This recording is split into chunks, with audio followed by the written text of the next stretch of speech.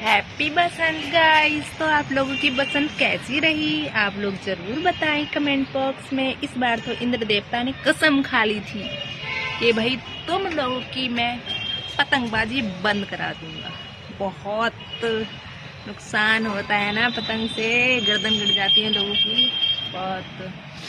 नहीं भाई, लोगों को शौक भी होता है और उससे नुकसान भी होता है। जो चाइनीज़ मांझा होता है उससे लोगों की गर्दनें कट गई हैं।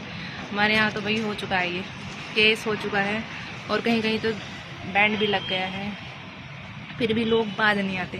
तो इसलिए इंद्र देवता ने सोचा कि ये ऐसे बाज नहीं आएंगे, मैं बरसात ही कर देता हूँ।